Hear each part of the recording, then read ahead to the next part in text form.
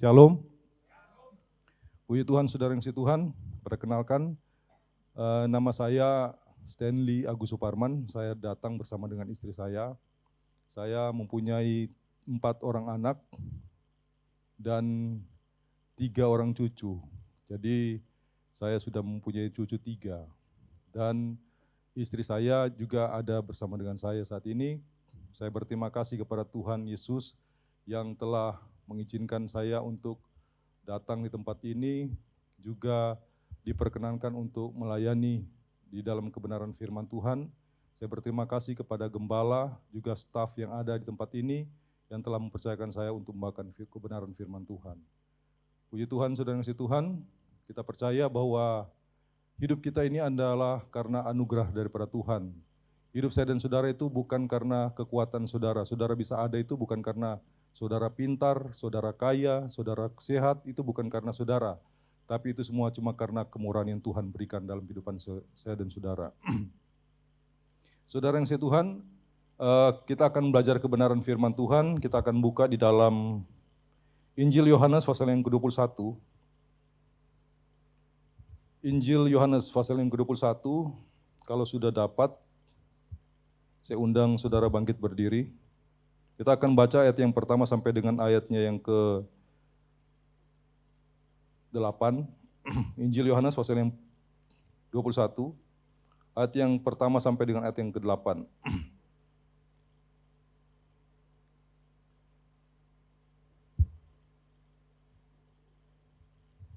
Kalau sudah dapat katakan amin.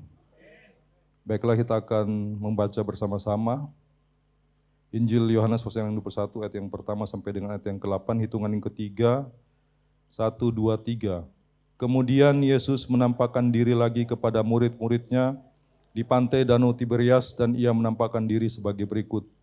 Di pantai itu berkumpul Simon Petrus, Thomas yang disebut Didimus, Nathanael dari Kana yang di Galilea, anak-anak Zebedeus dan 2 orang muridnya yang lain. Kata Simon Petrus kepada mereka, "Aku pergi menangkap ikan." Kata mereka kepadanya, "Kami pergi juga dengan engkau." Mereka berangkat lalu naik ke perahu, tapi malam itu mereka tidak menangkap apa-apa. Ketika hari mulai siang, Yesus berdiri di pantai, akan tapi murid-murid itu tidak tahu bahwa itu adalah Yesus. Kata Yesus kepada mereka, "Hai anak-anak, adakah kamu mempunyai lauk pauk?" Jawab mereka, "Tidak ada." Maka kata Yesus kepada mereka, "Tebarkanlah jalamu di sebelah kanan perahumu, maka akan kamu peroleh." Lalu mereka menebarkannya dan mereka tidak dapat menariknya lagi karena banyaknya ikan. Ayat yang ke-7, maka murid yang dikasihi Yesus itu berkata kepada Petrus, "Itu Tuhan." Ketika Petrus mendengar bahwa itu adalah Tuhan, maka ia mengenakan pakaiannya sebab ia tidak berpakaian lalu terjun ke dalam danau. Ayat yang ke-8, ayat terakhir, murid-murid yang lain datang dengan perahu karena mereka tidak jauh dari darat, hanya kira-kira 200 hasta saja dan mereka menghela jala yang penuh ikan itu. Amin. Silakan duduk saudara kasih Tuhan. Satu peristiwa yang sungguh luar biasa adalah di mana hal yang mustahil itu terjadi. Contoh yang kita baca saat ini. Murid-murid Tuhan Yesus ini belum lama mereka melihat bagaimana penderitaan Kristus, penderitaan Tuhan itu di atas kayu salib. Dan secara manusia mereka berpikir itu tidak mungkin kalau dia akan bangkit. Tidak mungkin dia akan hidup dengan cara yang diperlakukan seperti itu. Karena kalau kita pernah nonton The Passion of the Christ, itu pun belum seberapa. Karena Yesaya mengatakan mukanya tidak setampan, tidak semarak lagi. Bahkan orang memalingkan muka karena kengerian yang dialami oleh Tuhan Yesus. Jadi pada waktu Tuhan Yesus mati di atas kayu salib itu, mereka betul-betul tahu bahwa Tuhan Yesus itu benar-benar sudah mati. Saudara, ada seorang ahli ortopedi itu menyelidiki tentang kematian Tuhan Yesus. Dia profesor, dia menyelidiki kematian bagaimana Tuhan Yesus itu mati. Karena disebutkan ciri-cirinya seperti ini. Jadi dia selidiki secara ilmu pengetahuannya, secara ortopedi. Ditemukan bahwa waktu dia mati itu ada ditusuk dari lambung. Pada waktu ditusuk dari lambung, ditarik, itu keluar darah dan, ada yang tahu? Darah dan apa? Air. Secara ilmu ortopedi, mengatakan kalau orang itu dehidrasi yang seperti dialami oleh Tuhan Yesus, itu darahnya banyak mengucurkan darah, itu secara itu tubuhnya itu dia langsung air yang ada di dalam tubuh itu menyerap langsung ke jantung. Jadi waktu Tuhan Yesus itu mati, itu jantungnya membengkak penuh dengan air. Itu menurut ortopedi. Saudara, waktu ditusuk dari bagian lambungnya itu, dia tembus sampai ke jantung. Makanya waktu ditarik bukan keluar cuma darah, tapi dikatakan keluar darah dan air. Jadi dia yakin bahwa memang Tuhan Yesus benar-benar mengalami seperti apa yang diceritakan dalam firman Tuhan, bahwa dia disiksa 12 jam sebelum kematiannya itu disiksa habis-habisan.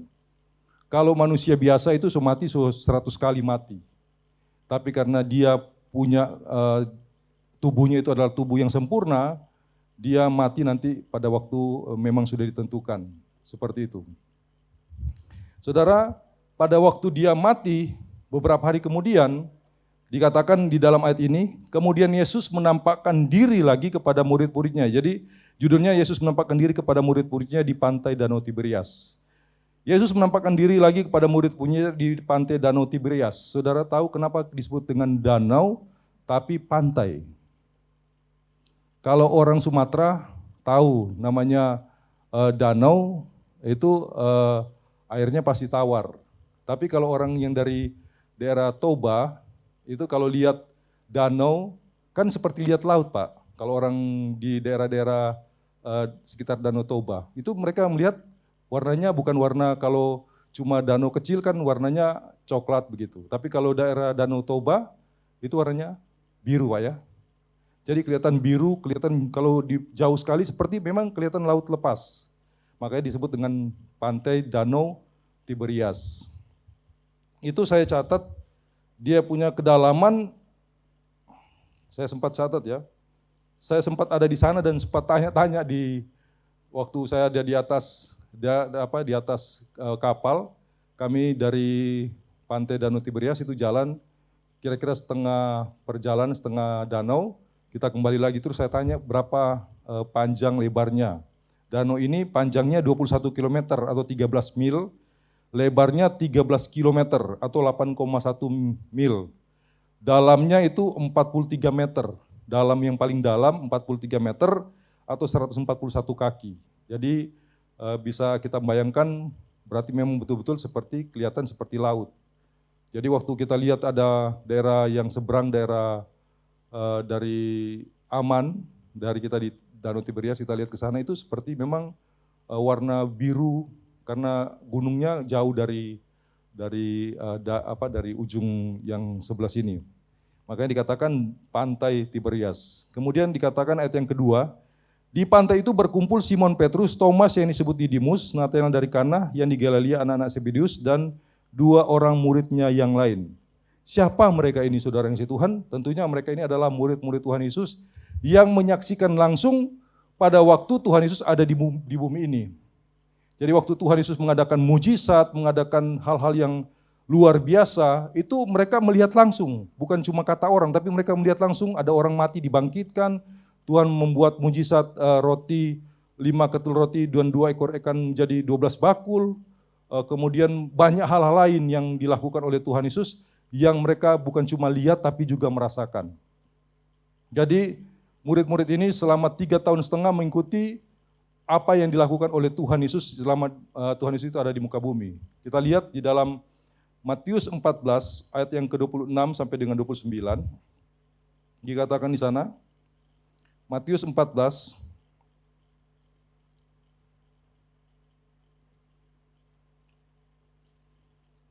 ayat 26 sampai dengan 29, yang pertama itu adalah Simon Petrus. Kita lihat siapa ini Simon Petrus.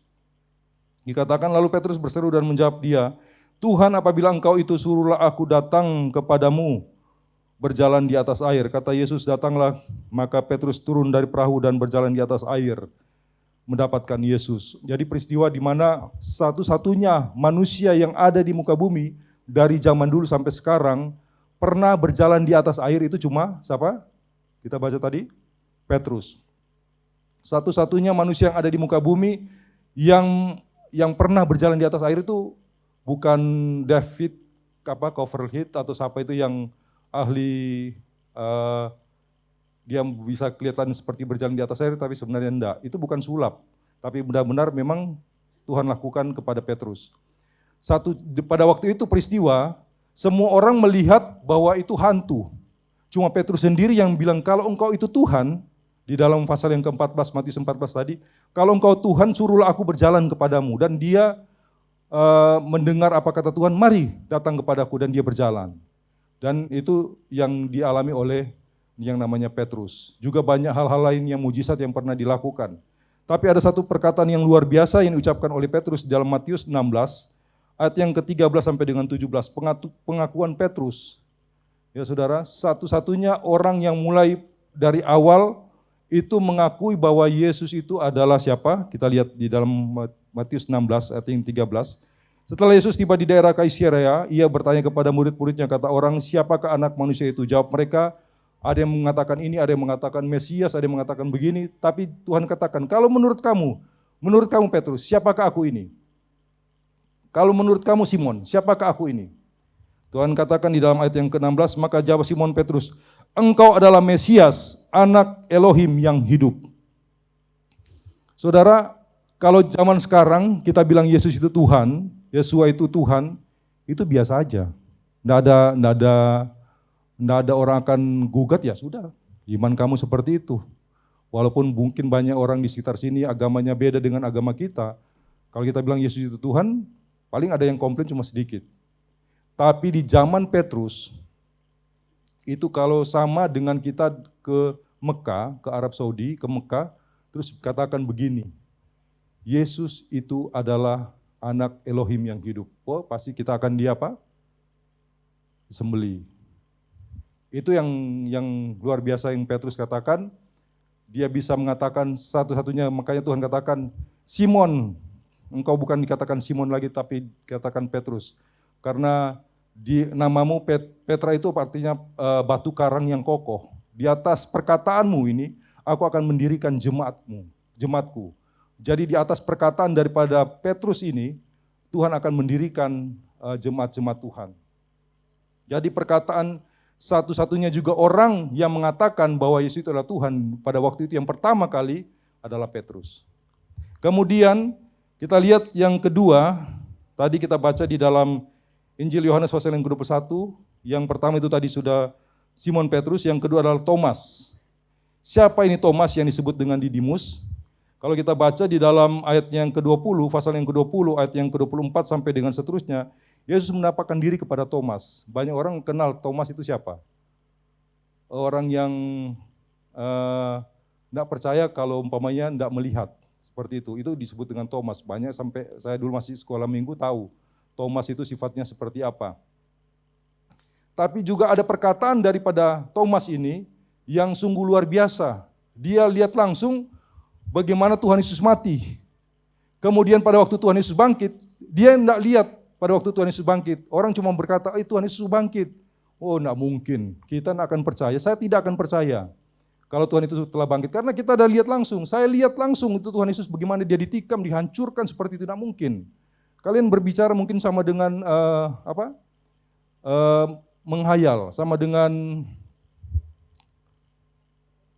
halusinasi. Hanya mungkin cuma pikiran kalian yang seperti itu. Karena mungkin kalian terobsesi dengan ini, jadi itu saya tidak percaya.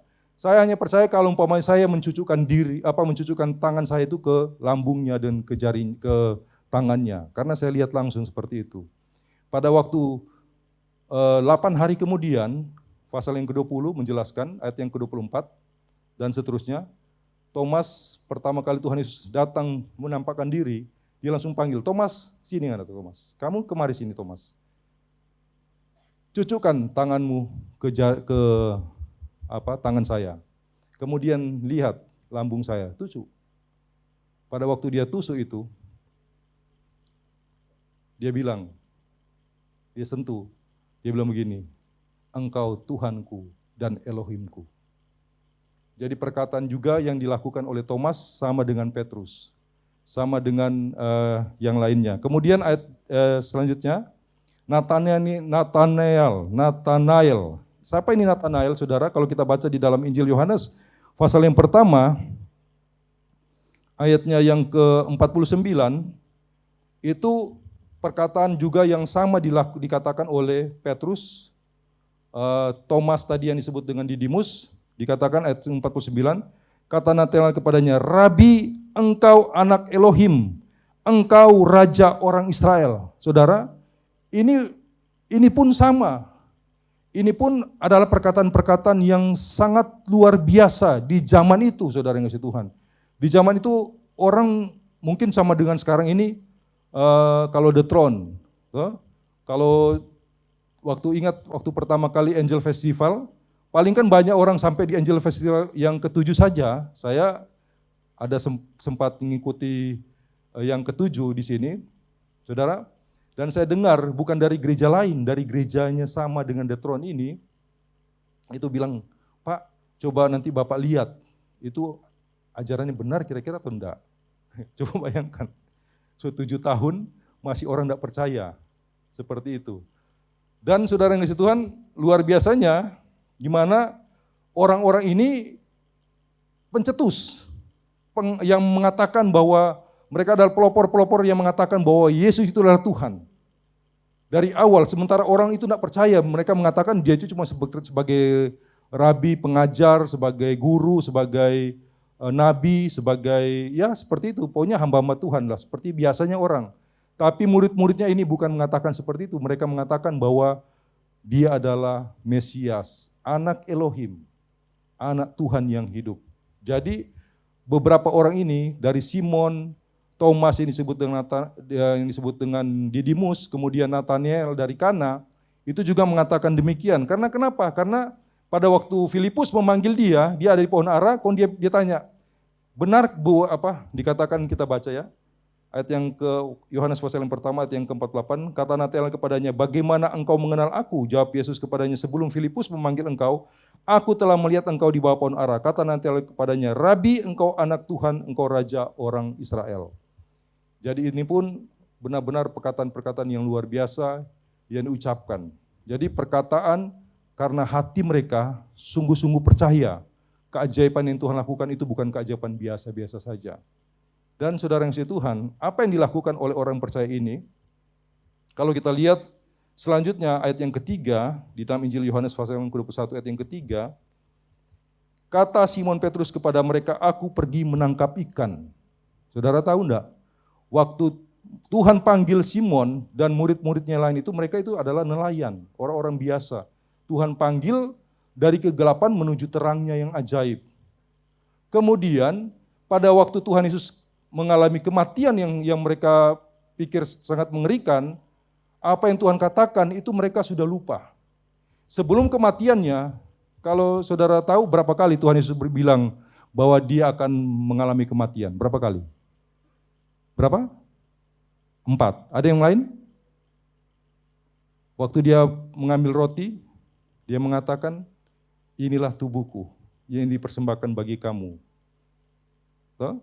Ada 4 kali. Kalau Injil yang lain mengatakan 3 kali, tapi Injil yang lain juga mengatakan 4 kali. Jadi saya percaya bahwa Tuhan Yesus itu berulang-ulang kali mengatakan kepada murid-muridnya, dia akan mati, dia akan mati, dia akan mati, tapi dia akan bangkit. Saudara,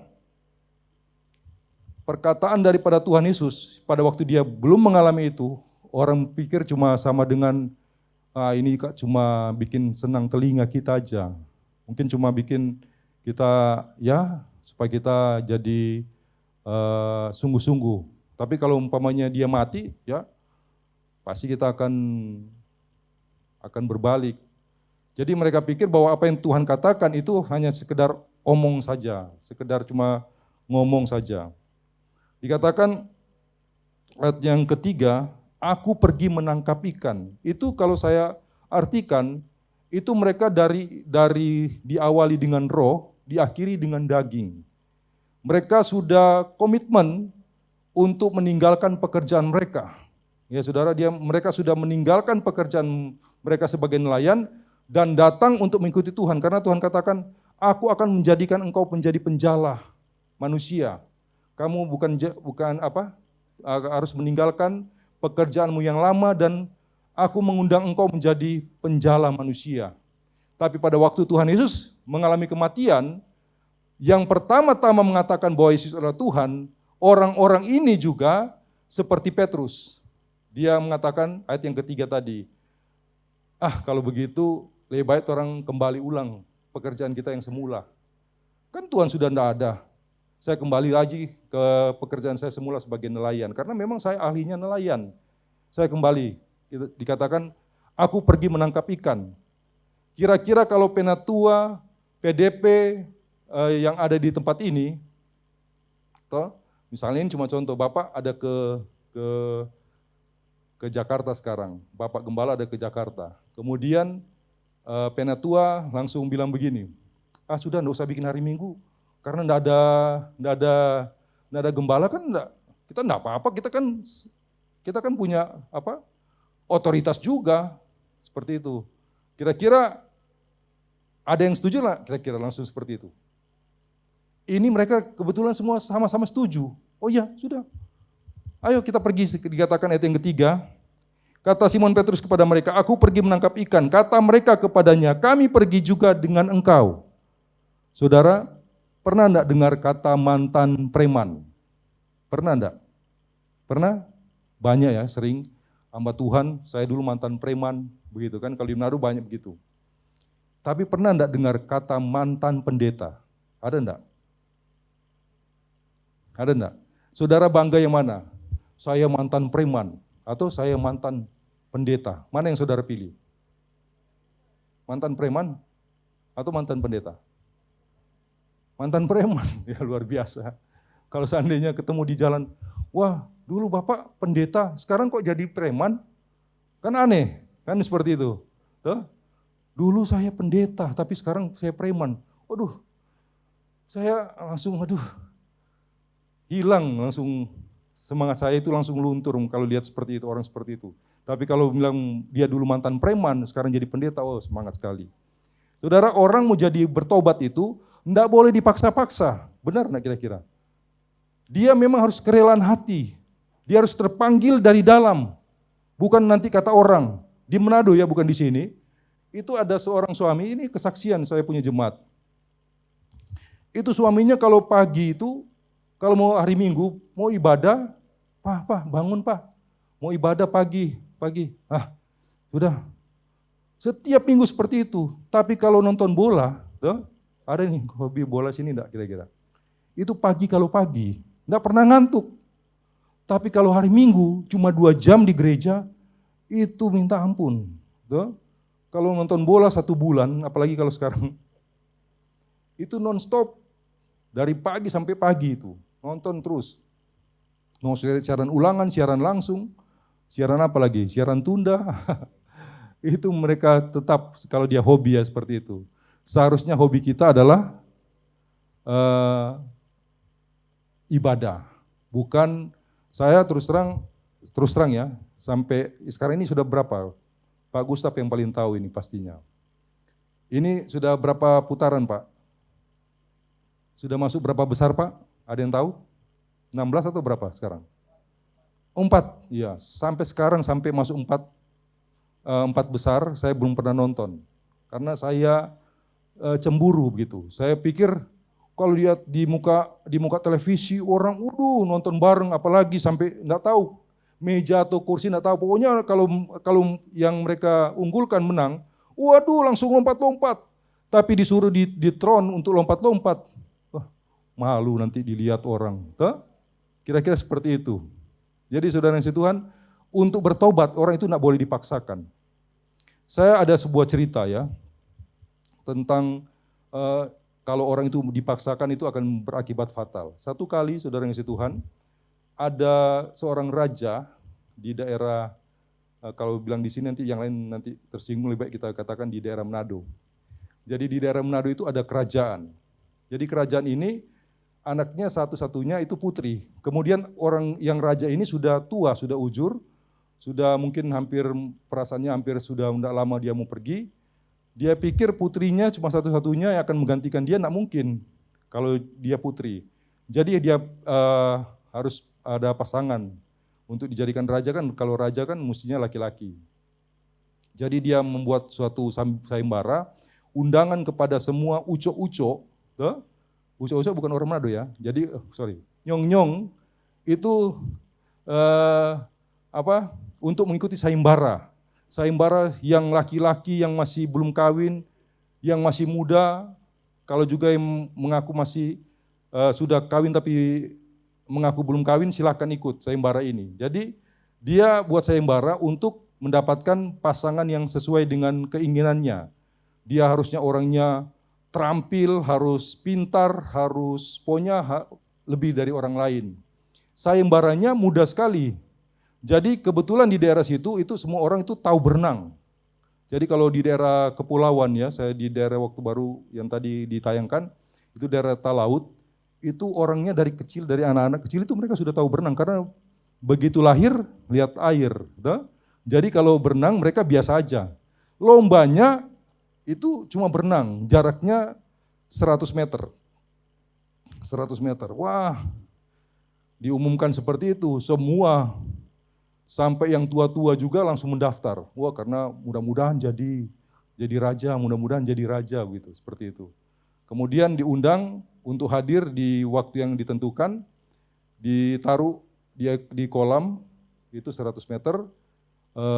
Mereka yang peserta di bagian sini, rajanya di bagian sana. Sebelum itu banyak orang kumpul, banyak yang peserta itu kumpul di daerah kolam yang sebelah sini.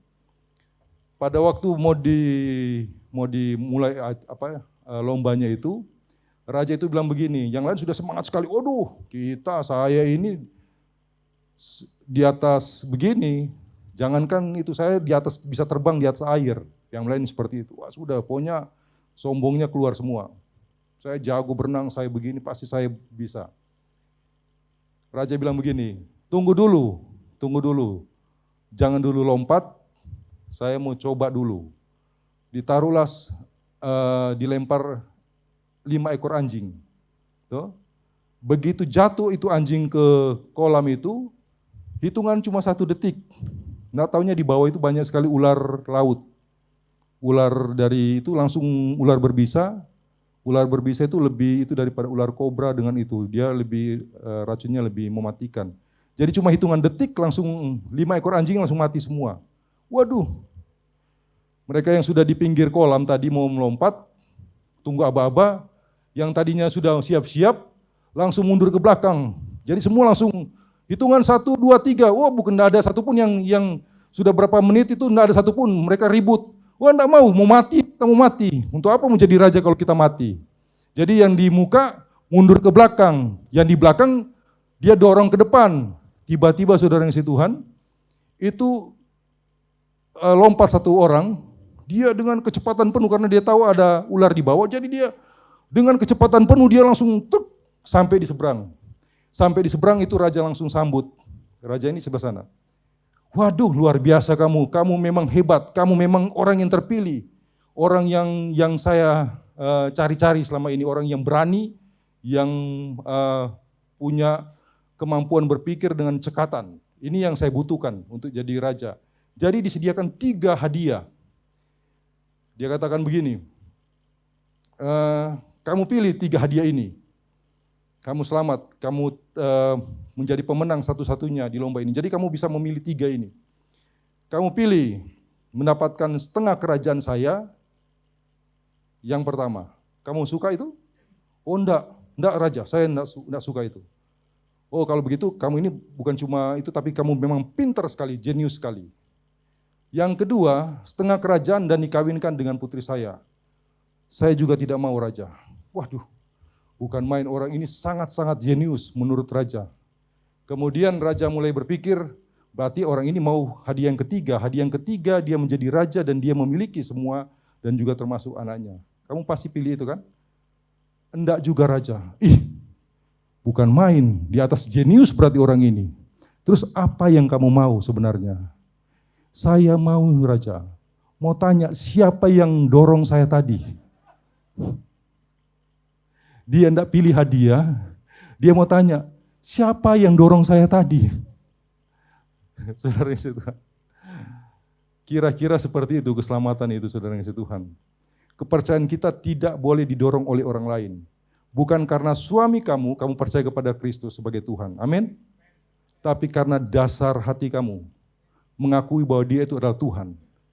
Sehingga apapun yang terjadi dalam kehidupan kamu tidak akan pernah bingung. Kita tidak akan pernah bingung apa tujuan kita. Saudara, orang yang percaya kepada Tuhan itu belum tentu langsung mulus-mulus. Karena Tuhan katakan di dalam Filipi 1 ayat 29, kamu dipanggil bukan hanya untuk percaya, tapi juga untuk menderita untuk bersama-sama dengan Kristus. Jadi orang yang percaya kepada Kristus itu bukan cuma karena nanti lihat mujizat. Wah, di Detron terjadi mujizat yang luar biasa, saya baru percaya.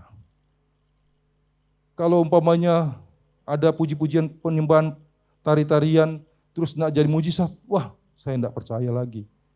Saudara kasih Tuhan, itu namanya dorongan karena ada dari daerah luar yang mendorong saudara. Tapi yang benar itu ada mujizat ataupun tidak, saya tetap percaya bahwa Dia itu adalah Tuhan.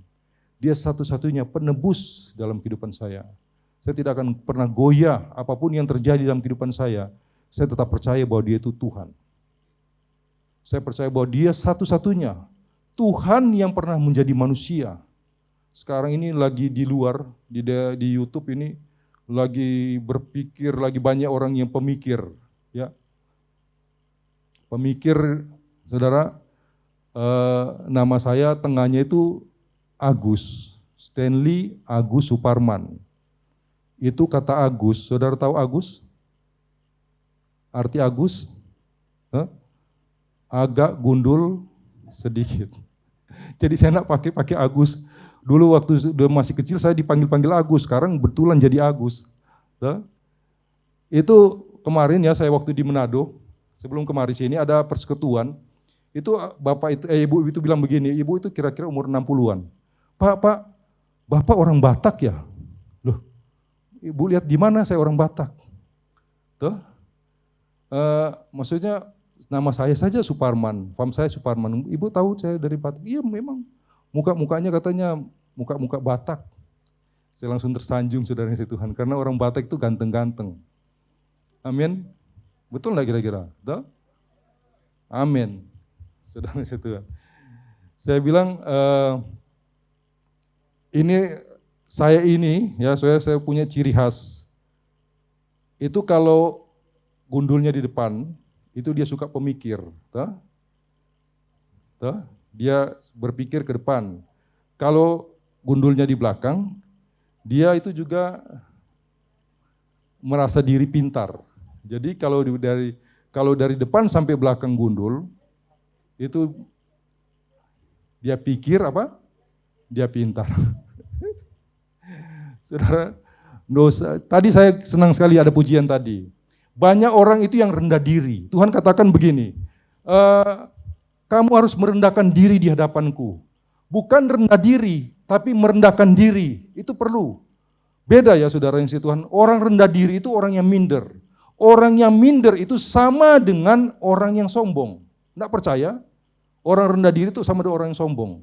Tuh? Coba kalau ada kakinya pincang. Tuh? Di sini, minta maaf ya. Terus mau dites apakah dia rendah diri atau rendah hati. Pendetanya menyanyi, aku melangkah lagi, langsung tersinggung. Toh? Kalau ada orang matanya sebelah itu, terus ada orang puji-pujian yang mengatakan, mataku tertuju padamu, dia singgung saya itu. Itu pasti dia maksud itu untuk menyinggung saya. Itu orang rendah diri. Makanya Tuhan tidak suka dengan orang yang rendah diri. Karena orang yang rendah diri itu sama dengan orang yang sombong. Tapi orang itu harus punya rendah hati, itu perlu. Kalau rendah hati beda dengan orang yang rendah diri. Kalau rendah hati, dia apa-apakan saja tetap dia begitu. Jadi kalau umpamanya daripada orang ngejek saya, daripada orang yang hina saya jadikan lelucon aja. Toh? Jadi ada pujian tadi, mata bulat, mata sipit, sama-sama apa? Disayang Tuhan. Kulit putih, kulit hitam, sama-sama disayang Tuhan. Itu yang benar saudara yang si Tuhan. Kita ini diciptakan Tuhan, itu unik. Kalau kita baca di penciptaan ini manusia, Mudiga itu ilmu Mudiga, ilmu tentang bagaimana proses manusia itu jadi. Saya dan saudara itu jadi manusia, itu berlomba dengan 2 juta orang yang sama dengan kita sebenarnya menjadi manusia. Sebenarnya kita itu waktu mau jadi manusia, penciptaan kita menjadi manusia itu berlomba dengan 2 juta orang saudara kita. Cuma kita yang jadi manusia. Jadi kalaupun kita seperti ini, kita mesti bersyukur pada Tuhan. Karena kita adalah orang-orang yang dipilih untuk memuliakan dan mengagungkan nama Tuhan. Amin, saudara yang Tuhan. Saudara yang Tuhan, dikatakan, aku pergi menangkap ikan kembali. Jadi itu sama dengan kembali kepada dunia. Ya saudara yang Tuhan, kita itu bertobat itu arahnya itu 180 derajat. Contohnya seperti ini, kalau kita mau menghadap sana, bertobat itu begini. Bertobat itu 180 derajat, balik kanan atau balik kiri sama, 180 derajat. Itu dari arah yang ke sana, terus kita kembali ke sana. Itu namanya bertobat. Tapi kalau bertobatnya 360 derajat, itu berarti bukan bertobat. Contohnya begini kalau bertobat. Itu yang 360 derajat. Ini kan ke sana tuh. 180 derajat berarti ke sana. 180 derajat lagi, 360 berarti 180 derajat tambah 180 derajat berbalik lagi seperti ini. Jadi kalau dulunya pemarah, sekarang bertobat tetap pemarah, itu bukan bertobat. Namanya itu seperti apa? Yang dulu lagi. Tidak ada perbedaan antara bertobat dengan tidak ada bertobat. Kalau dulunya cerewet, terus dia bertobat, tetap cerewet, tambah cerewet, itu namanya bukan bertobat. Tapi apa? Tapi seperti yang dulu lagi. Saudara, ada sebuah kisah ya di daerah kami di Manado. Ini tadi saya tanya kepada Pak Penetua. Pak Penetua, saya khotbah berapa jam? Katanya, terserah Bapak. Ya, tadi. Saya sudah minta izin saya sudah tanya, berapa jam bisa khotbah di sini. Jadi katanya terserah, sampai pagi juga boleh Pak. Jadi bertobat saudara yang kasih Tuhan itu kembali ke berbalik arah dari tadinya ke utara, kemudian ke selatan. Tadinya dari timur ke barat, seperti itu. Bukan dari timur tetap ke timur, dari utara tetap ke utara. Bukan seperti itu bukan bertobat. Saudara yang kasih Tuhan, orang itu kalau bertobat, dia harus punya perbedaan. Dengan orang yang belum bertobat itu harus ada perbedaan. Kalau tidak ada perbedaan itu, minta maaf, itu berarti bukan bertobat. Di Manado, itu saya dulu pernah punya jemaat, itu karena keturunan, jadi setelah saya itu ada dia penyakit gila ya. Jadi ternyata dokter bilang itu dia dari keturunan seperti itu. Jadi waktu saya di sana saya memperhatikan. Jadi ternyata kalau umpamanya orangnya sudah 1 minggu 2 minggu di situ, itu mereka sudah mulai diizinkan untuk keluar untuk membeli rokok atau membeli di warung. Kemudian mereka kembali lagi ke ruangan yang sudah mulai sadar-sadar. Itu sudah seperti itu, tidak diikat lagi, tidak di kerangkeng lagi, tapi diizinkan untuk keluar. Seperti itu. Kemudian kalau mereka sudah mau keluar itu dites, beberapa itu tes mereka, dites apakah mereka betul-betul sudah waras atau belum, seperti itu. Jadi tes yang terakhir itu mereka sudah lihat, wah ini sudah normal, sudah bicara juga sudah nyambung, itu mereka mulai berarti sudah. Terakhir ada dokter-dokter yang ahli-ahli, itu duduk terakhir untuk benar-benar dia sudah waras atau belum. Jadi orang tes di musik.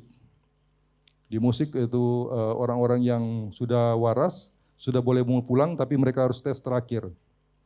Jadi pesertanya ada beberapa peserta, dites dari yang sebelah kiri. Silakan Anda punya keahlian menyanyi, kita akan tes dengan lagu apa yang mau dinyanyikan. Mau dites apakah dia mampu untuk DP memori, mampu untuk mengingat lagu-lagu yang dia dulunya waktu masih waras dengan sudah gila, kemudian waras apakah dia masih ingat atau tidak. Diteslah satu-satu. Lagu apa? Ada pemain musiknya sini. Kampuang nan jauh di mato. Wah. Kampuang nan jauh di mato. Takana jo kampuang. Oh, lulus. Berarti ingatannya sudah pulih kembali. Yang kedua merasa, wah enak sekali. Lagu apa? Karena setelah diselidiki, dia cocok. Dulunya dia stres karena sudah bertahun-tahun di tempat, itu enggak bisa pulang-pulang kampung, jadi sudah lulus. Yang kedua, datang, nyanyi. Jadi sementara menyanyi, yang lain sementara periksa dia punya data pribadi. Apa susahnya jadi bujangan kemana-mana. Wah, lulus. Dia stres. Dulu masuk di sini karena lama jadi bujang lapuk. Jadi dia masuk sekarang dia bilang apa susahnya jadi bujangan. Ternyata dia sudah benar-benar lulus. Wah, ini orang ini normal. Yang satu, oh gampang-gampang. Saya mau lagi agak sedikit yang sukar-sukar. Yang lebih mendalam lagi. Ya silakan, lagu apa? Mulai dia bilang kepada, aku masih seperti yang dulu. Stop, waduh, ini yang kita cari-cari. Ini yang kelihatannya lulus, tapi sebenarnya dia seperti yang dulu. Berarti dia masih kurang waras. Stop, ya dia pikir, ini yang dites orang gila ini, dia pikir nadanya mungkinnya dinaikkan lagi. Dia bilang kepada itu, ganti lagu, naikkan sedikit. Aku masih seperti yang dulu. Stop. Jadi dokternya bilang stop, dia pikir kasih naikkan lagi. Aku masih seperti, ya betul-betul kamu masih seperti yang dulu. Kembali ulang. Ya, saudara yang kasih Tuhan. Kita di hadapan Tuhan juga seperti itu, saudara yang kasih Tuhan. Tuhan panggil kita menjadi terang, menjadi orang-orang yang berbeda. Ya, masuk di throne, kita masuk di tahtanya Tuhan, itu enggak gampang, saudara yang Tuhan. Kita mesti tinggalkan logika kita mesti tinggalkan keegoisan kita mesti tinggalkan kesombongan kita. Masuk di tahtanya Tuhan itu enggak gampang, saudara yang Tuhan. Itu hanya orang-orang yang dipilih oleh Tuhan. Amin. Amin. Saudara percaya saudara dipilih oleh Tuhan? Itu enggak semua orang. Banyak yang dipanggil. Tapi kita inilah yang dipilih oleh Tuhan. Yang percaya bahwa tahta Tuhan itu disediakan untuk orang-orang pilihan. Dan saudara harus meninggalkan kebiasaan-kebiasaan saudara yang lama. Meninggalkan sifat-sifat saudara yang sebelumnya. Sebelum saudara bertobat, saya dulu sebelum bertobat suka jadikan sangsak istri saya. Ada yang seperti itu? Saya dulu sebelum bertobat, suami saya kalau kesal, piring terbang semua. Itu sekarang setelah bertobat, saudara harus tinggalkan. Saudara harus berbeda. Kita memasuki tahun yang baru. Inilah saatnya kita untuk meninggalkan kebiasaan-kebiasaan kita yang lama. Kita harus baru di hadapan Tuhan. Karena kita harus cocok menjadi di tahtanya Tuhan. Tuhan tidak memandang keberadaan kita. Waktu kita dipanggil, kita ini adalah orang-orang yang berdosa. Roma 5 ayat yang ke-6 mengatakan pada waktu kita masih seteru dengan Tuhan. Ayat yang ke-8 mengatakan bahwa pada waktu kita masih lemah. Pada waktu kita berdosa di hadapan Tuhan. Kita telah ditebus dengan darah yang kudus. Saudara, Tuhan tidak melihat latar belakang saudara. Saudara tidak pernah dipanggil Tuhan karena saudara punya kelebihan-kelebihan. Enggak. Saudara karena saudara dikasihi oleh Tuhan. Tuhan mengasihi saya dan saudara pada waktu kita masih berdosa. Pada waktu kita belum tahu kalau kita ini akan dipilih oleh Tuhan. Itu Tuhan sudah mengasihi, saudara yang kasih Tuhan. Jadilah kita sesuai dengan apa yang Tuhan inginkan. Saudara harus meninggalkan kebiasaan-kebiasaan kita yang lama, kebiasaan-kebiasaan kita yang buruk, yang kita rasa bahwa itu tidak benar. Karena suci. Tahta itu adalah tempat yang suci. Tempat-tempat yang kotor itu tidak ada lagi di sana. Orang-orang kotor itu tidak akan diterima di sana. Hanya orang-orang yang bersih. Kita sudah disuci kuduskan dengan darah yang menjadi penebusan kita itu bukan karena kita, tapi karena oleh darah. Saudara yang kasih Tuhan, anak saya itu ada 4.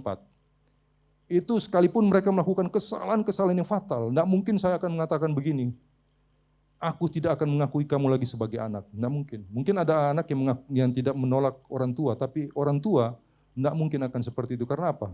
Karena kenapa saudara yang kasih Tuhan? Darah saya ada di anak ini. Saya dan istri saya punya anak 4. Jadi kalau ada prestasi-prestasi, wah dia jago musik, itu langsung istri saya bilang, itu lihat ikut saya. Dia langsung bilang begitu. Tapi kalau umpamanya ada satu yang misalnya dia agak sedikit itu, dia langsung bilang, apa dulu bapaknya. Saudara yang kasih Tuhan. Jadi kita ini saudara yang kasih Tuhan, harus mengikuti Bapak kita. Bapak kita adalah Tuhan yang Maha Kudus. Amin. Bapak kita adalah Tuhan yang Maha Suci. Kalau kita mau disebut dengan anak Bapa, harus mencerminkan sifat-sifat Bapa itu dalam kehidupan saya dan saudara. Supaya Bapa itu menjadi senang. Itu loh anakku. Itu loh, di Detron itu anakku. Itu kamu harus ikut seperti itu, saudara yang kasih Tuhan. Karena Tuhan inginkan kita yang seperti itu, saudara yang kasih Tuhan. Tuhan inginkan saya dan saudara itu taat dan setia. Tidak melihat kondisi apapun.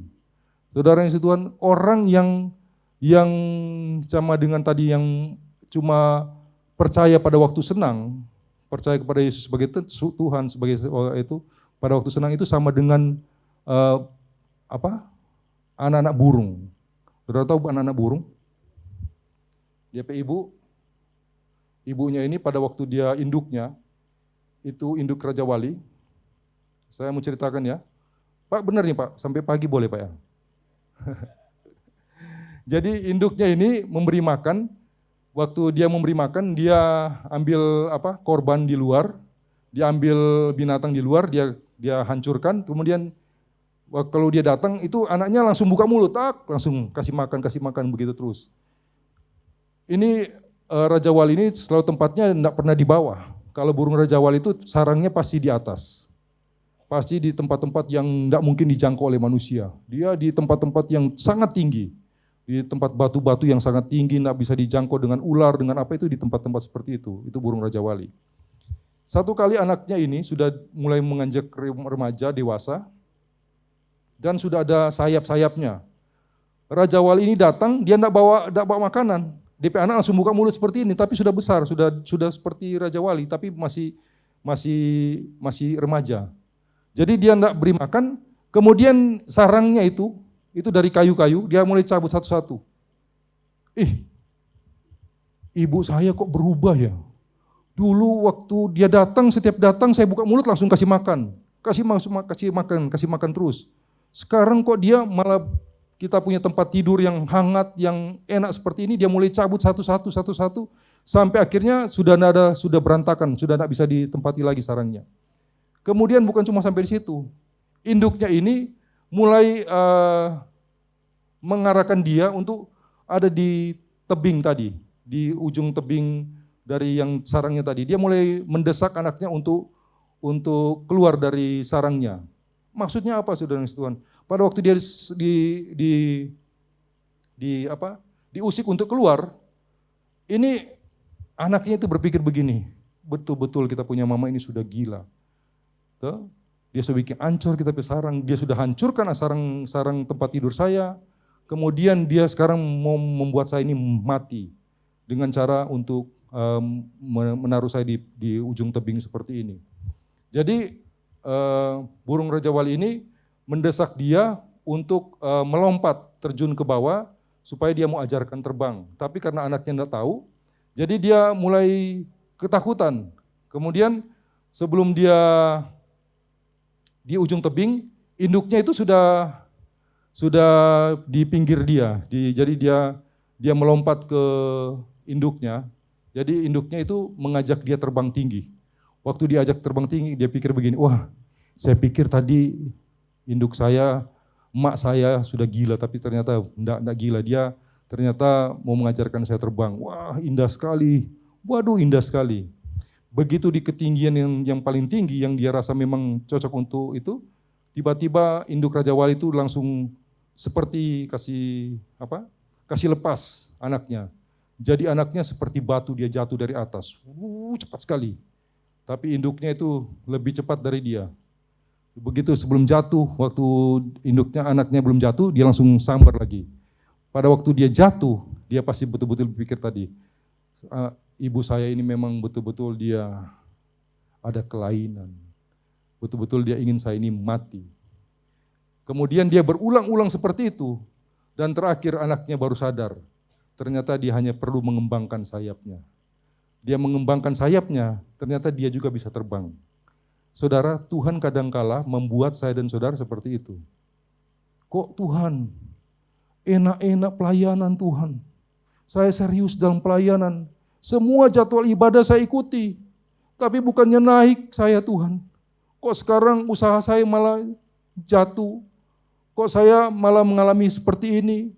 Kok saya mengalami kecelakaan atau hal-hal lain yang membuat saya pasti berpikir, mungkin salah saya mengikuti Tuhan cara seperti ini. Saudara, kadangkala Tuhan itu izinkan seperti itu. Tapi maksud dan rencana Tuhan, setiap anak-anak Tuhan itu dipanggil itu untuk menjadi apa? Kita dipanggil untuk menjadi apa? Mempelainya Tuhan. Saudara, kalau tidak percaya, ini Pak Gembala ini ada di Jakarta sekarang, itu sementara apa? Acara pernikahan anaknya Ibu Francesca, begitu kan? Anaknya Ibu Francesca ini masih anak-anak atau sudah dewasa? Kira-kira kalau masih netek terus Ibu Francesca kasih kawin, boleh enggak kira-kira? Tuh, masih netek kepada ibunya. Wah, berarti orangnya betul-betul enggak siap. Kita pun saya dan saudara seperti itu. Tuhan mencabut perlindungan yang Tuhan berikan supaya kita menjadi orang-orang yang dewasa.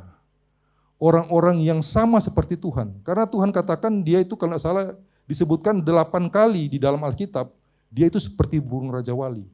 Dia itu seperti burung apa? Kalau Raja Wali, kalau bahasa Alkitabnya, burung nasar. Burung nasar, dia dikatakan seperti burung nasar. Ada 4 muka, yang satu seperti Raja Wali, yang seperti muka manusia, yang satu seperti muka lembu, yang satu seperti muka singa. Begitu kan, pernah saudara baca? Tapi satu dia muka seperti apa? Muka burung Raja Wali. Mungkin kita sekarang seperti anak burung Raja Wali. Raja Wali, saudara kasih Tuhan, itu tidak pernah terbang di bawah badai. Dia selalu terbang di atas badai. Burung Raja Wali tidak pernah terbang di bawah badai. Saudara, ada seorang petani, dia mendapatkan telur Raja Wali. Waktu dia piara di rumahnya, dia piara itu burung Raja Wali, dia menetaskan sama-sama dengan induk ayam. Induk ayam menetas, anaknya menetas, telurnya menetas, burung Raja Wali pun menetas. Jadi dia berpikir induknya adalah ayam. Dari kecil dia ikut DP mama, makan dia lihat cacing, DP saudara-saudara makan cacing, dia makan cacing. Dia ke sana ikut semua, pokoknya ikut sama dengan ayam. Dia jadi seperti ayam. Pada waktu dia mulai remaja, dia berpikir, saya bukan kok enggak seperti ayam-ayam ini, seperti saudara-saudara saya, kok saya seperti beda. Jadi dia mulai melompat, dia sampai di atas pagar. Dia mulai melompat, jadi dia mulai dari yang kecil-kecil sampai di atas ranting, dia mulai melompat-lompat seperti itu. Kemudian, saudara yang kasih Tuhan, satu kali ada bunyi guru, jadi bunyi angin yang sangat kencang sekali, datang di tempatnya Raja Wali tadi. Induk ayamnya tadi, induk Raja Wali ini adalah ayam, dia tahu itu mamanya itu adalah ayam. Itu semua induknya langsung cari tempat bersembunyi, kemudian dia panggil DP anak-anak semua untuk bersembunyi. Yang Raja Wali enggak, saudara yang kasih Tuhan, dia Raja Wali tetap dia punya naluri sebagai Raja Wali, itu keluar. Kok seperti kita nantang badai begitu. Dia ingin seperti, karena memang sifatnya Raja Wali itu tidak pernah dia berjalan, dia terbang di bawah badai. Dia suka menantang badai. Jadi angin semakin kuat, semua ayam-ayam semua sudah bersembunyi. Ini dia sendiri lihat badai itu, dia langsung nalurinya sebagai Raja Wali, dia langsung matanya langsung tajam, dia langsung seperti punya kekuatan. Kemudian angin itu menerpa dia dan dia langsung melesat ke atas. Dan di ujung badai itu tetap ada ujung. Badai itu tetap ada ujung. Itu di atas. Tidak pernah badai itu di bawah DP ujung, di atas. Di atas pusaran yang paling tinggi itu ada tempat yang aman. Di sanalah Raja Wali terbang. Saudara yang Tuhan, kita adalah anak-anak Raja Wali. Anak-anak Tuhan yang luar biasa. Kalau Tuhan izinkan sesuatu terjadi dalam kehidupan saya dan saudara, percaya, tidak perlu saudara berbalik. Percaya bahwa saudara ada dalam rencana Tuhan. Ada dalam rancangannya Tuhan. Karena rancangan Tuhan adalah rancangan yang damai sejahtera. Rancangan Tuhan itu adalah untuk masa depan yang penuh harapan. Saudara percaya di Detron, ini punya masa depan. Karena kalau kita percaya di dalam tahta Bapa, itu saudara yang Tuhan, saya ketemu dengan gubernur, bupati, wali kota, itu pada waktu ketemu pertama, bupati tanya begini, saya dipersilakan duduk di hadapan bupati atau gubernur, ada yang bisa saya bantu? Biasanya begitu, ada yang bisa saya bantu, Pak Pendeta? Jadi semua perkataan pejabat-pejabat seperti itu. Saudara, kalau saya mau bilang saya perlu ini, bisa saja bupati atau gubernur ini bisa saja meluluskan. Apalagi kalau kita ada di hadapan tahta Tuhan. Amin. Saudara pasti akan diberkati. Apa yang menjadi pergumulan kamu bawa di tahtanya Tuhan. Dan kamu akan melihat perbuatan-perbuatan ajaib yang Tuhan akan berikan dalam kehidupan saya dan saudara. Saudara percaya? Saudara percaya saudara akan diberkati oleh Tuhan? Saudara, kita akan lihat kembali di dalam Yohanes yang ke-21 ayat yang keempat. Ketika ayat yang ketiga, kata Simon Petrus kepada mereka, aku pergi menangkap ikan, kata mereka kepadanya, kami pergi juga dengan engkau. Mereka berangkat lalu naik ke perahu, tapi malam itu mereka tidak menangkap apa-apa. Garis bawahi kata tidak menangkap apa-apa. Kenapa saudara yang Tuhan tidak menangkap apa-apa? Kenapa?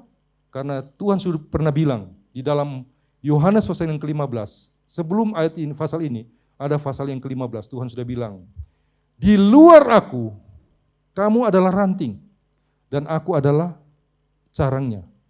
Di luar aku, kamu tidak bisa berbuat apa-apa. Mari kita baca, Yohanes 15, ayat yang ke-14.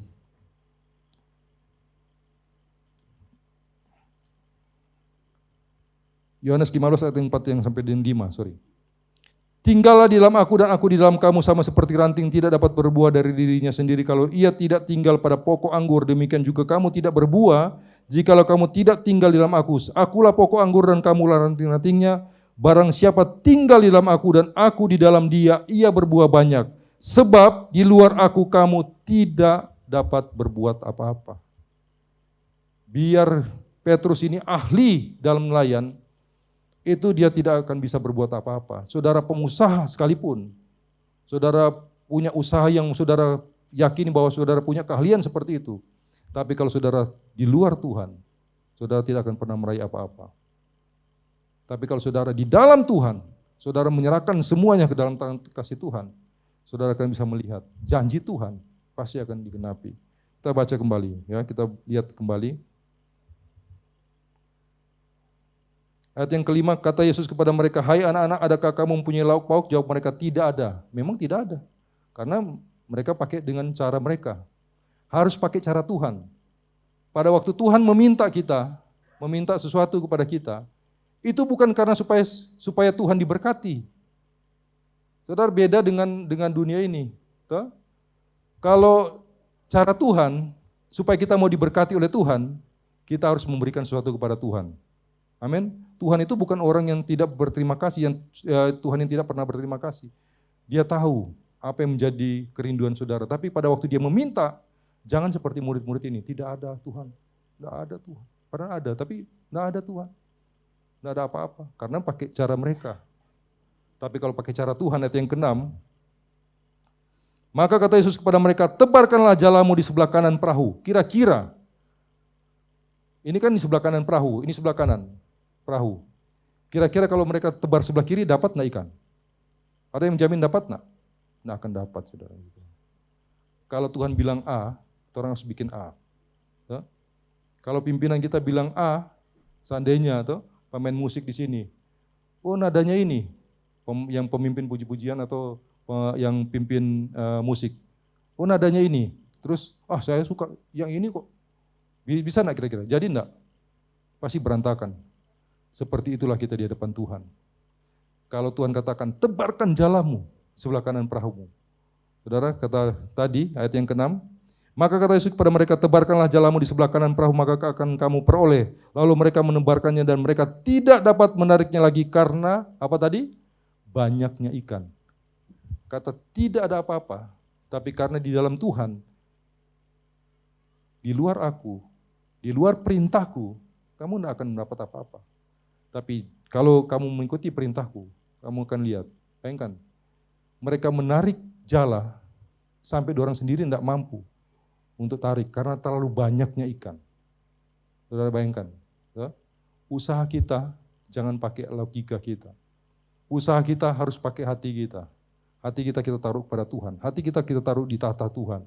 Dan kita akan bisa melihat perbuatan-perbuatan ajaib yang Tuhan akan berikan kepada saya dan saudara.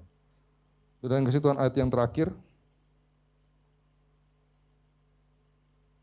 Ayat yang ke-7 tadi, kasih Yesus itu berkata kepada Petrus, itu Tuhan. Ketika Petrus mendengar bahwa itu adalah Tuhan, maka ia mengenakan pakaiannya sebab ia tidak berpakaian, lalu terjun ke dalam danau. Kedapatan orang itu telanjang. Kedapatan perbuatan itu dia balik lagi. Orang yang berbalik arah kembali, dia bertobat sebelum bertobat itu jadi sama, itu dikatakan seperti ini. Dia kedapatan telanjang. Kalau di kitab Wahyu, orang yang berjalan dengan aku dikenakan pakaian putih. Tapi kalau orang yang tidak berjalan dengan aku, berarti dia kedapatan telanjang. Saudara yang Tuhan, dan Tuhan tidak mau seperti itu. Kita harus, sekalipun Petrus ini, kalau saudara baca di ayat yang ke-7 ini tidak ada sambungan. Petrus terjun ke dalam air, kemudian Tuhan bilang gini, wah hebat kamu Petrus, kamu bertobat ya, masuk ke dalam air itu kan tandanya pertobatan. Tuh? Kalau orang masuk dalam air itu tandanya apa Pak? Bertobat. Tuh? Tapi Tuhan bilang tidak ada gunanya. Karena kedapatan telanjang, tidak ada gunanya. Ayat yang ke-8, ayat yang terakhir. Murid-murid yang lain datang dengan perahu karena tidak jauh dari darat, hanya kira-kira 200 hasta saja, dan mereka menghela jala yang penuh ikan itu. Artinya saudara yang kasih Tuhan, berkat itu tidak boleh cuma untuk kita sendiri.